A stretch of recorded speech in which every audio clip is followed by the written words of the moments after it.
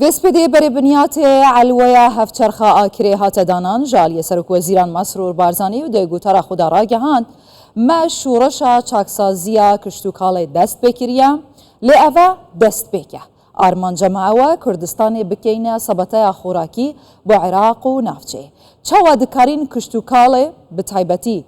بپیشه سازی بکین و کردستان بکینه سبته خوراکی جبو عراق و نافچه پلان کابینه نهمی حکومت هرم کردستان به تایبەتی جبو بازار کردن برهمه جوتیارین هرم کردستان و ریگری کردن لوان برهمه لاست نافخو زیادترین پیوستیوان زیادتر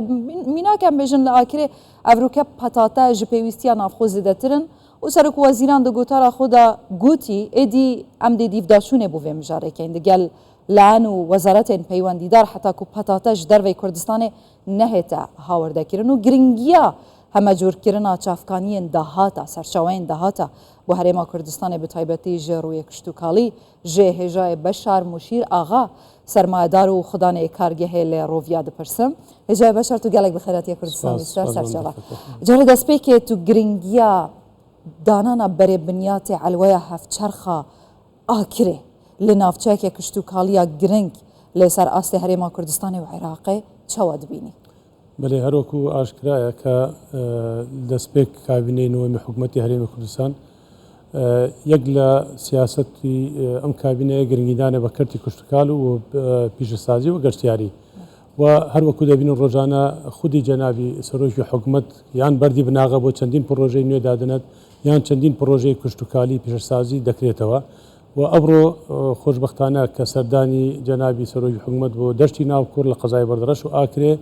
و کوبینوی لگل جمارک لجوتیارانی کتایبت مندن با بربومی پتاتا دلیل معنی اوه که جنابی سروش حکومت سور لسر جبهه کردنی سیاستی کابینه نویم پیش خصنی کرتی کشتوکالا و کردنو دانانی بردی بناغی علویشی هاو چرخ کسل لسر آستی عراق و کردستان دوم ولا روی قباره اما هنگاوی زور گرنگه بود ساختکردنوی بربوم بجوتیاران که چندین سال لهند جوره بربوم که زیادی پیدایشی ناخو برهند دیرتن که اشتی به بازار کردن مانه اما هنگاوی زور گرنگه که امروز جنابی سروش حکومت سردانی آکری کرد و بردی بناغی با پروژه گرنگه دانه. بله.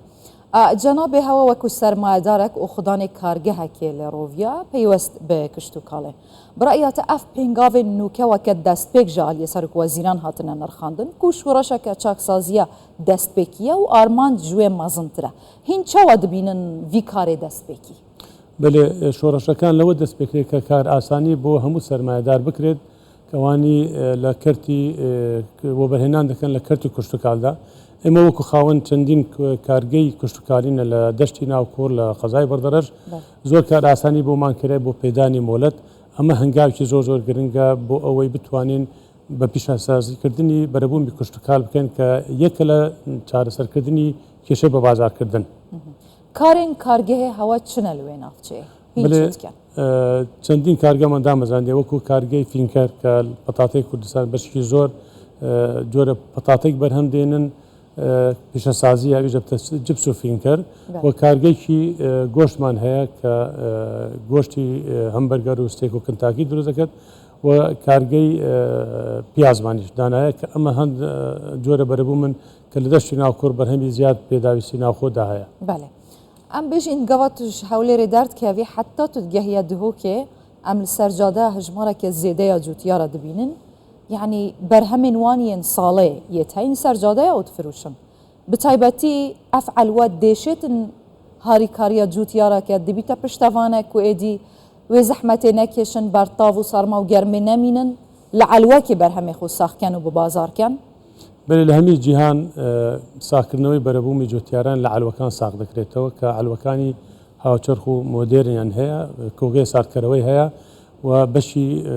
کارگی پاکیجینگ هست و قطینانی هست اما واده کرد که بربوم جوتیا بشی وچی باشتر و ریکوپکتر بخیرت بازار خواستی هاولاتنیش بکفت سر بوی بتوانین همان شیوی که او بربومی که لدر ولاتن بشی وچی جوان و ریکوپک بخینه بازار بوی خواستی هاولاتین بکفت سری اما بشی که زور گرینگا بو ساکنوی بربومی جوتیارا پیش سازی کردن برهمن کشتوکالی لکردستان هین چه ود نرخینن و پیوستی بچه هیا حتی کو زدتر لە کوردستانی پێویستیامە بەرهەمێن وڵاتێن جیران نەبیت. لە زۆر بەرەبووم کە عمری ئەم کابینەیە کە گەنیگی بە کردی کوشتگالدا زۆر بەرەبوومان هەیە بەرەمی جوتیاران هەیە کە زێدەی پێداویستی ناوخۆمانێ وەکو تەماتەیە وەکو خەیارە وەکو پەتاتەیە وەکو پیازە ئەمە دەتوانین وەکو سەرمایەدار و خاوەن کۆمپانیەکان و وەکو جوتیاریش بەلێن بە حکومت و هاولاتیان بدەن ئەگەر ڕێگە بگرێتن لە دەروی وڵات نێتن ئەمە پێداویستی ناوخۆی کوردستان هەمی دابین بکەین هەروەکو دەزانن دەشتی ناوخۆیان پارێزگای دوهاک پارێزگایکی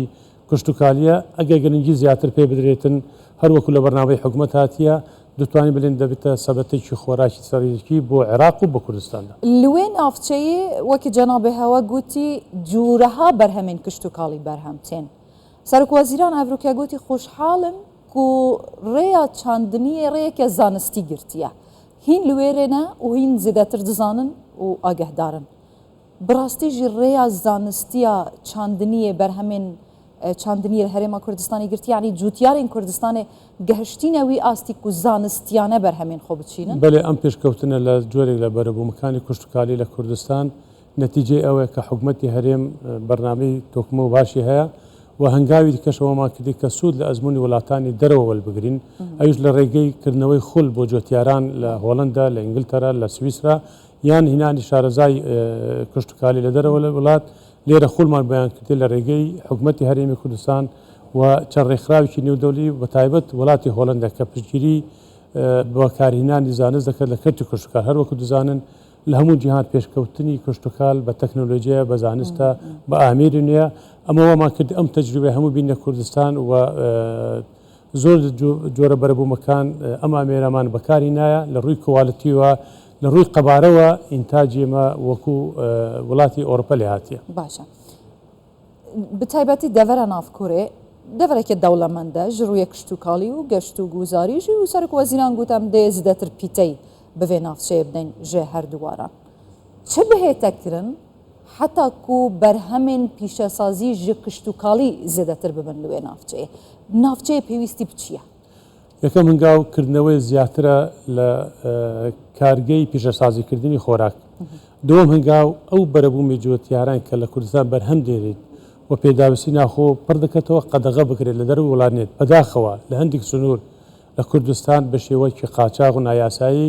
زۆر لە جۆرە بەرەبوومەکانی لە دەروی وڵاتێت کە لە ڕووی کواڵەتی و لە ڕووی تەندروستی زۆر خراپە ئەمە کاریگەری زۆر خراپ لەسەر جوتیارانی هەرێمی کوردستان هەیە بۆیە یەکەم هەنگاو پێویستە سنوورەکان دابخرێن بەرامبەر هەموو جۆرە بەرەبوومێکی کە لە دەراوی وڵاتێت بەتایبەت لە وڵاتی ئێران کە حقیقەت ئەمە کاریگەری زۆر خراپە بێ لەسەر جوتیارانی هەرێمی کوردستان و عێراقدا بڕێە کۆمپانیان هەوە تێنێ بێژم ئەفساڵە چەند بەرهەمێن دەستێ جوتیارین هەرێما کوردستانێ بوو دەرڤەی وڵات دهێنا هەناردەکرد لە بەرنامەوەدا زیاتر لە 50,000 تۆنی پەتاتە ئامادە بکەین و هەناردەی وڵاتی کەنداو بکەین هەردوێنێەوە لە وڵاتی ئیماراتەوە پەیوەندیمان پێکرا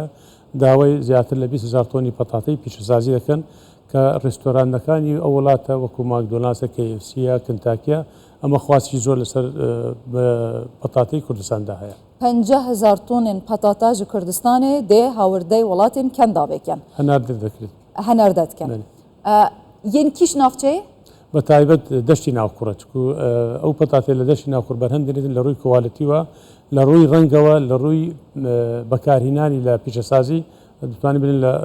ژمارە یەکەم کەنگی دەست پێتکە هەر پاشی جەژن یەکسەر دەست بە حەڵقاندنی پەتاتە دەکرێت باشە هێژای بەشار ئەس حەزکەم زیاتر لەسەر پیشەسازیە بەرهەمێن کشتتوکاڵی ji heweyên hêja bipirsim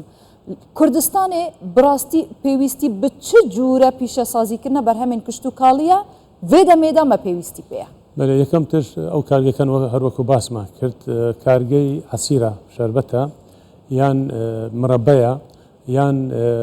کارگەی جبس و پەتاتەیە کە هەندێک کارگەی جبسی پەتاتە هەیە لە هەرێمی کوردستان بەڵام پێویستیمان بە زیاتر هەیە هەموو جۆرە بەرەبوومیکی کشتتوکال ئەوی لە وەختی خۆی ساغ ناکرێتەوە دەتوانین بە ڕێگەی کارگەکان پاکەجینگ بکەین و پیشەسازی بکەین بۆی بۆ ماوەی دیکە بخەینە بازار ئەمە هەنگاوی زۆر گرنگە بۆ ئەوی بتوانین بەرەبووم جوتیاران بەردەوام لە بازاری کوردستان و عێراقدا هەبیت چاندنی لە گۆڕی ستانداردên cîhanî و bi şêweyekê zanistî دێڤان گوهارتنێن سەقایە سەر بە جیهان و دناو دە هەرێما کوردستانê û Iraqê ئایا ممکنە؟ بێشک ممکنە لەبەر ئەوەی ئێستا جیهان گچکە بیتەوە دەتوانین لە ڕێگەی تەکنۆلۆژیەوە لە ڕێگەی ئەو گەشتەکە ئێمە دەکرێن بۆ وڵاتانی دەرەوە هەموو زانستەکان و ئەو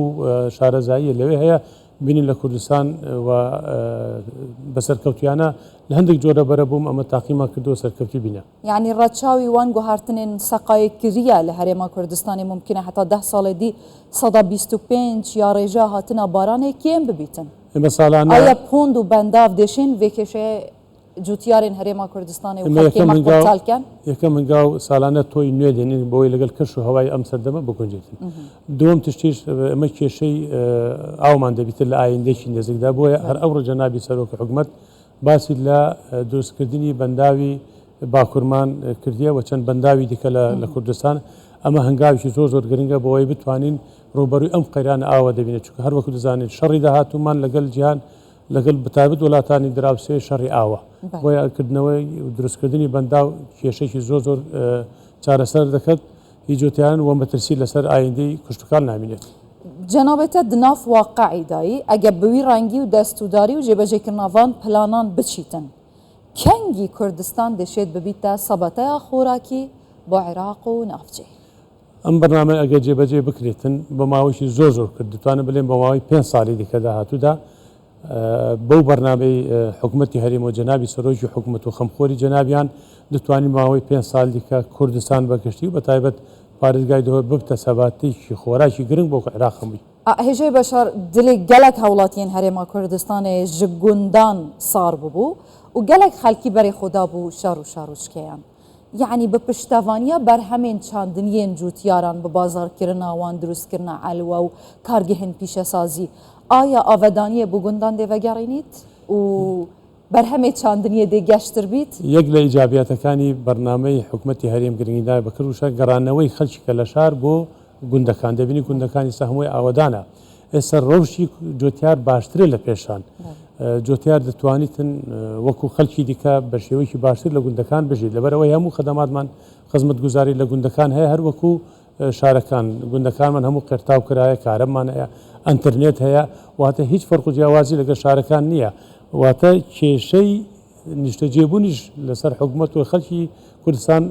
کەمتر دەبێتەوە کە بچنە گوند لەوێ دەست بە ژیانی نوێ بکەنەوە ئەف ژیانانی بە تایبەتی بوو پەیداکردنا دەرفەتێن کار بگەنجان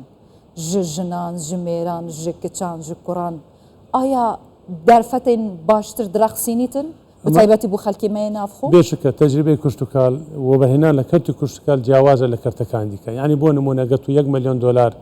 li kertî dike xercikey 1 milyon dolar li kertî kuştukal xercikey li kertî kuştukal bi hezaran kes sûdmin dibin derfetî kariyan bo derxuzêtinê bo nimûne îsser li petata ditwanîn bilên li ser astî Kurdistan hemî ڕۆژانە نزیکەی 40 هەتا 5,000 کرێکار شۆل دەکات لە هەردوو ڕەگەزش نێر و مێ لە دەشتی ناوکوڕ ڕۆژانە ئێمە 20,000 کرێکاردا هەیە کارگەهێن هەوە نەک کارگەهەکە چەند کرێکار شۆلکیان بە تایبەتی دەستێ نافخ چەند تێدایە کارگەمە یەک لە کارگەکانی فینکەر لە بەرنامەدانە یەکەم هەنگاوی 500 کرێکار ڕاستەخۆ ینی بەردەوامی ئیش بکەن و نەڕاستە خۆش خەڵکی زۆر سوودمەند دەبن یعنی واتە ئەگەر کارگەکە ئیشی کرد زیاتر جوتیار گرنگی بە کەرتی کوشتکال دەدەتنەوە ڕێژەی مەساحەی کوشتتوکالی زیاد دەبێت بێگومان بە پێویستیمان بە کرێکاری زیاترە باشە هەوە بەحسێ هەنارتنا بەرهەمێ پەتاتێ دەڤەرە نافکوورێ کرد بۆ وڵاتین کەنداوێ ji bilî wê çi berhemê diye ev salê destê cûtiyaran dihêne hinartin bû dervê welat bi taybetî em devera akirê bêjîn ji hinaran hijîran birincî û tehînê û pê de here gelek berhemê dî tam û xûşin هیچ پلانێک بۆ واژی هەیە سماغژی هەلبەت هاتبوو خۆشبەختانە پێش ماوەیەکی زۆر کردە پێش نزیکە 1 مانگە چەند وەبەرهێنەر یان